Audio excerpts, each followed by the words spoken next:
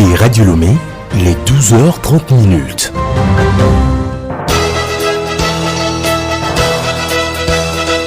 Le journal Bénédicte Kanda. Merci. Si vous nous rejoignez pour le journal, Madame, Monsieur, bonjour. Au sommaire, le chef de l'État Faure Nsassingbe Gnassingbé prend part aux cérémonies marquant le 80e anniversaire du débarquement de Provence en France. La célébration salue la mémoire des soldats engagés sous le drapeau des forces alliées en 1944. Une autre célébration ce 15 août, l'Assomption ou la montée au ciel de la Vierge Marie. Une fête hautement symbolique pour les chrétiens catholiques. Et puis sport à football, un week-end chargé pour les représentants togolais en Coupe continentale. Alors que ASCO joue sa manche allée du premier tour préliminaire en Guinée équatoriale, ASCK reçoit son adversaire.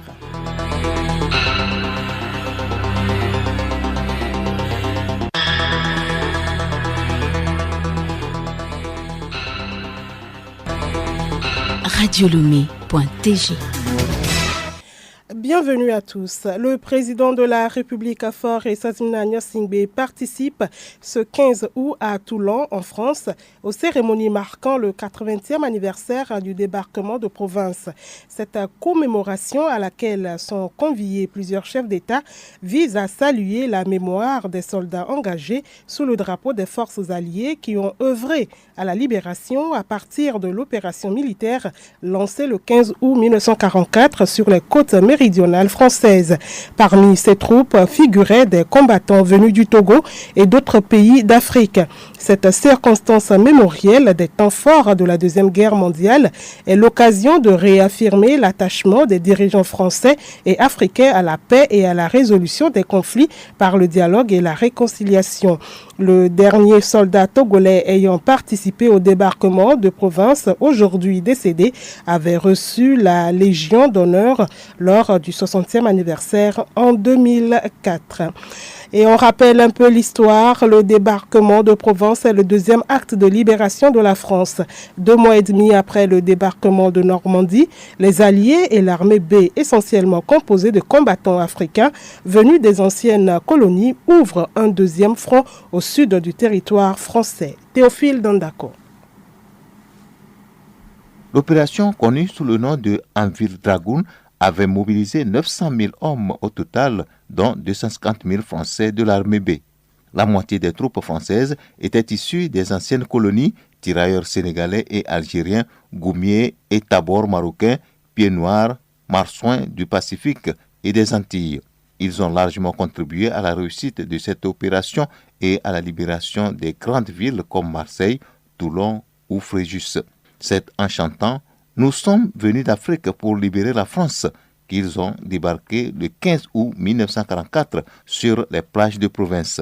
Ces soldats, estimés entre 100 000 et 120 000, que la hiérarchie militaire appelait les indigènes, étaient originaires des colonies. Leur histoire remonte au premier temps de l'établissement de l'Empire français en Afrique.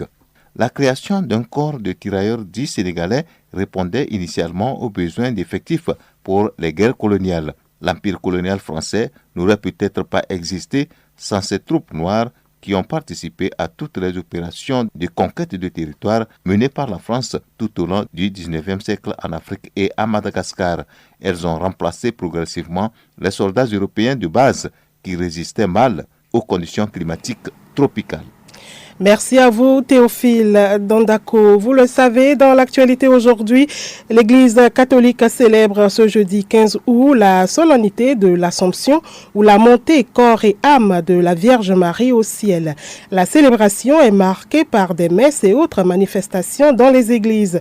Juliette Camdet était à l'Église catholique Christ Roi d'Apesito ce matin. Voici son reportage.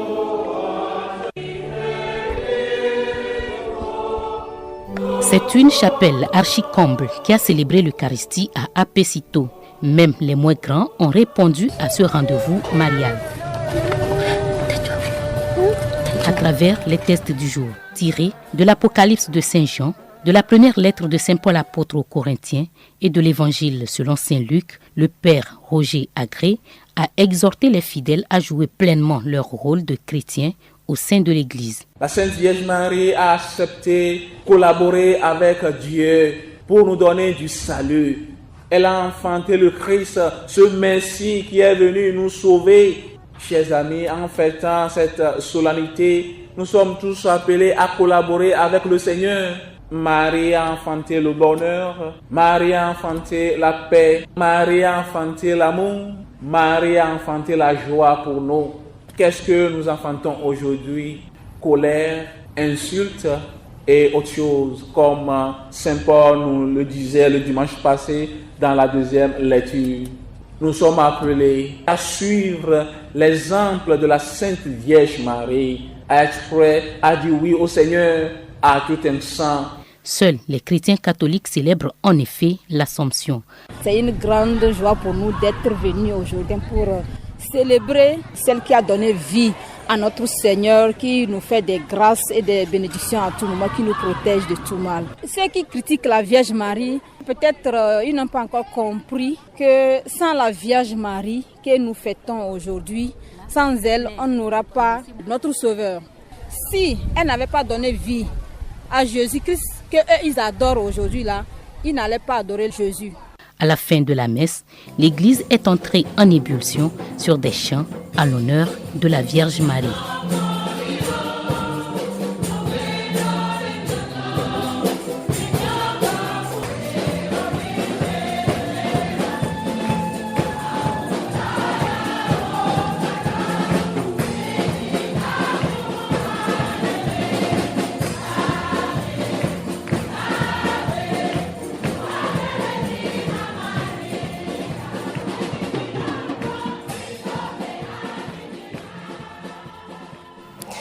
Que comprendre alors de cette croyance selon laquelle Marie, la mère de Jésus, après sa mort, fut enlevée corps et âme au ciel par les anges? Explication dans ce magazine de Pacom Johnson. Première en chemin, Marie, tu nous entraînes à risquer notre oui. La célébration de cette fête remonte au 5e siècle de l'ère chrétienne où l'on parle de la dormition de Marie. Le révérend père Jean-Baptiste Labadé définit d'abord ce que c'est l'Assomption. Assomption du verbe latin assumere. Assumere qui veut dire acte d'assumer, de prendre quelqu'un à son compte. Si nous appliquons cette définition à la Vierge Marie, cela voudrait dire que la Vierge Marie a été élevée. Par qui? Par son Fils, par l'entremise des anges. Donc l'Assomption, c'est le fait que Marie soit élevée au ciel par son Fils, par l'entremise des anges. Plusieurs récits courants témoignent de cet événement. Un récit très semblable apparaît dans une version grecque, également attribuée à l'apôtre et l'évangéliste Jean. Avertie de sa mort prochaine par le Seigneur, Marie reçoit d'un ange une palme et se rend au mont des Oliviers. Rentrée chez elle, elle s'apprête et fait appeler parents et amis. Arrivée miraculeuse de Jean et des autres apôtres. Discours de Pierre. Apparition de Jésus qui emporte l'âme de Marie. Le Seigneur l'embrassa, prit son âme sainte et la déposa dans la main de Michel en l'enveloppant de peau dont il est impossible de dire l'éclat. Et nous, les apôtres, nous vîmes l'âme de Marie remise entre les mains de Michel dans une apparence humaine parfaite, à l'exception de la forme d'homme ou de femme, n'ayant rien d'autre que la ressemblance de tout le corps et une clarté cette fois plus grande que celle du soleil. C'est en 1950 que ce dogme de l'Église fut proclamé par le pape Pie XII. Alors, qu'est-ce qui sous-tend cette croyance de l'Église? L'Assomption de la Vierge Marie peut nous être aussi une fête de l'espérance chrétienne, en ce sens que Jésus nous dit, dans la maison de mon Père, il y a de la place pour tout le monde. S'il n'en était pas ainsi, je vous l'aurais dit. Cela peut s'étendre ainsi que tous ceux qui ont cru en Dieu par Jésus hériteront de la vie éternelle. Dans l'histoire de la foi, des personnes très importantes, notamment Enoch, le prophète Élie, furent enlevés. La question se pose aussi par rapport à Jésus. Que deviendrait la Vierge Marie? Comment donc la servante du Seigneur pourrait-elle finir sa vie et ne pas connaître ou ne pas participer à la résurrection de son Fils? D'autant plus que c'est le Fils qui promet la résurrection à tous les chrétiens et que la Vierge Marie fut la première à croire. Comment ne pourrait-elle pas être la première à bénéficier aussi de la résurrection de son Fils? Bonne fête de l'Assomption à tous les chrétiens catholiques.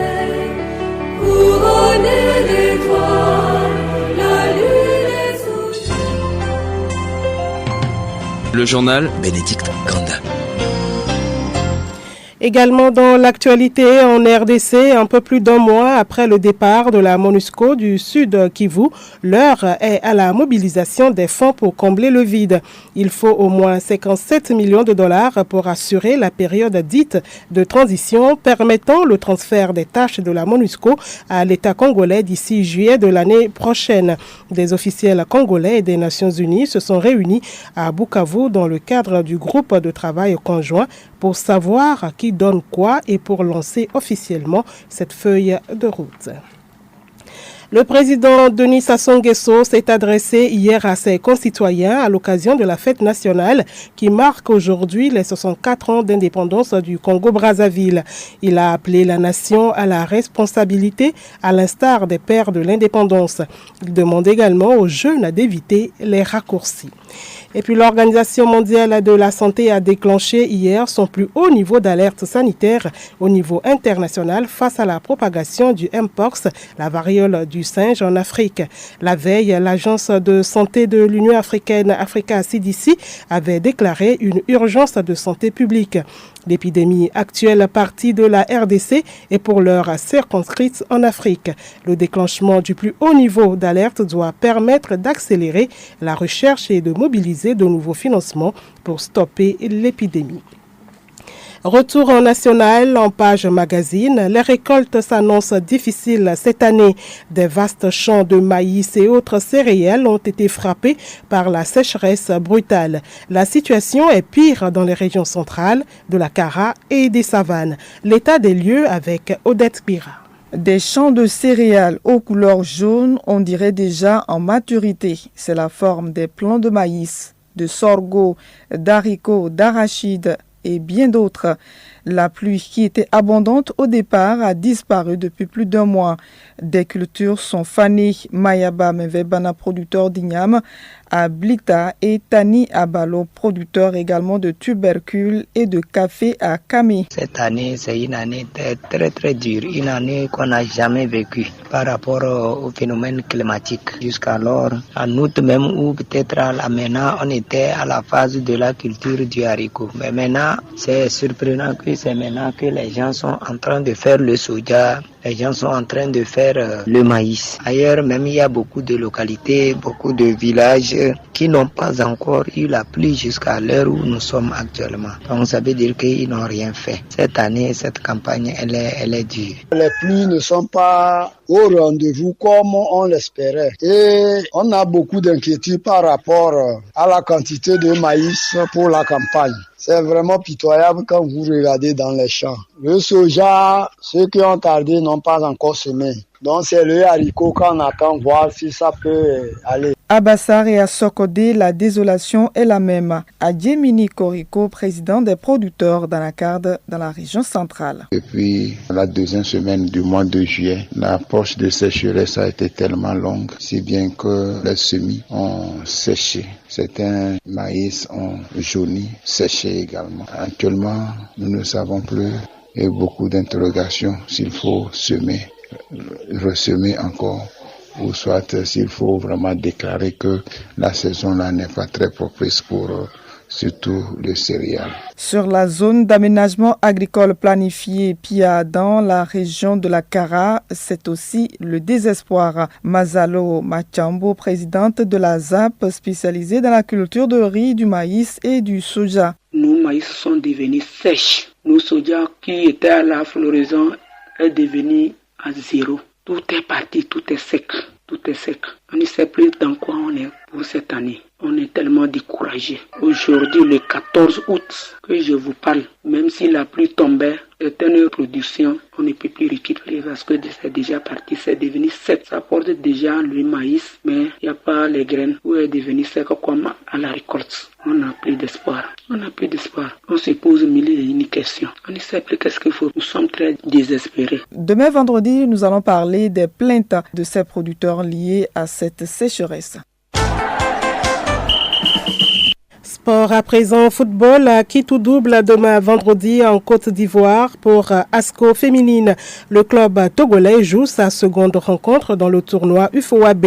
2 jours plus tard, nos autres représentants en Coupe continentale descendent dans l'arène. Sibyl Lawson. Rompre avec la malédiction d'échouer au tour préliminaire en Ligue des Champions, c'est le leitmotiv de ASCO du Togo. Les Condona vont poser les jalons de leur entrée en poule dès ce dimanche en Guinée équatoriale. Face au quadruple champion équato-guinéen Deportivo Mongomo, ASCO du Togo a toutes ses chances. En effet, en 8 campagnes continentales, Deportivo n'a jamais réussi à briller. Deportivo Mongomo de la Guinée équatoriale, ASCO du Togo, la rencontre se joue ce dimanche. Toujours ce dimanche en Coupe CAF, ASCK du Togo reçoit à Lomé AS Fan du Niger. Quintuple champion du Niger, AS Fan qui possède un palmarès reluisant au plan national, n'est pourtant pas une foudre de guerre en Afrique. Cependant, la SCK reste prudente. Pour son entraîneur Jonas Kokou-Komlan, il n'y a plus de petite équipe, donc il faut les prendre avec beaucoup de sérieux. Pour cette opposition, un quatuor rwandais sera aux commandes. ASCK du Togo, AS Fan du Niger, c'est ce dimanche sous les coups de 16h au stade de Kégué. Si ASCO masculine et ASCK sont déjà en coupe continentale, ce n'est pas encore le cas pour ASCO féminine. L'équipe joue justement sa survie dans le tournoi UFOAB, qualificatif pour la Ligue des champions féminines en Côte d'Ivoire. Ce vendredi, ASCO féminine sera face au champion ivoirien Inter d'Abidjan. Un match à ne surtout pas perdre pour les Togolaises qui ambitionnent d'aller jusqu'en finale et pourquoi pas prendre la coupe. Dans tous les cas, cette confrontation sera âprement disputée puisque les 2 équipes sont les victimes d'Ainovi du Bénin. ASCO féminine du Togo Inter FC de Côte d'Ivoire, le match se joue ce vendredi à partir de 15h au stade de la Paix de Bouaké. Restons toujours en football, mais cette fois-ci en Europe, le Real Madrid enlève la Supercoupe. Mercredi, le Real Madrid a battu Atalanta 2-0. Kylian Mbappé réussit ses débuts avec les Blancs. Pour sa première apparition sous le maillot du Real, le Français participe à la victoire avec à la clé un but. Bien servi par Bellingham, Mbappé marque à la 68e minute après l'ouverture du score de Valverde à la 59e minute. L'aventure démarre donc très bien pour Kylian Mbappé au Real Madrid. Et pour terminer, l'information insolite, voici une victoire à la loterie qui tombe à pic pour une habitante de Caroline du Sud aux États-Unis. Et ce, grâce à un jeu à gratter. Celui-ci lui a permis de mettre la main sur un sacré pactole, $300,000, soit plus de 180 millions de francs CFA. Un gain qui va faire du bien à celle qui a perdu son emploi quelques jours auparavant. L'heureuse gagnante assure que cet argent va lui apporter un soulagement financier, mais aussi lui permettre d'acheter une nouvelle maison. C'est fou comme les choses se sont arrangées, se réjouit-elle. Un joli coup de pouce du destin.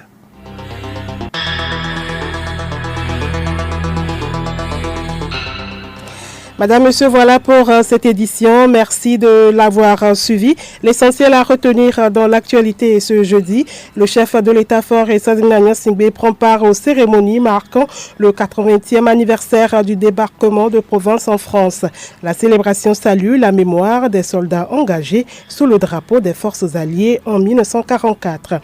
Et une autre célébration ce 15 août, l'Assomption ou la montée au ciel de la Vierge Marie. Une fête hautement symbolique pour les chrétiens catholiques. Bonne fête alors à la communauté catholique du Togo et du monde entier. Au revoir.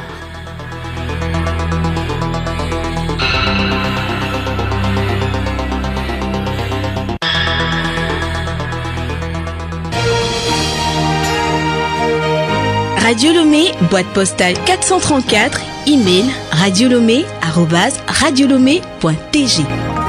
radiolomé.tg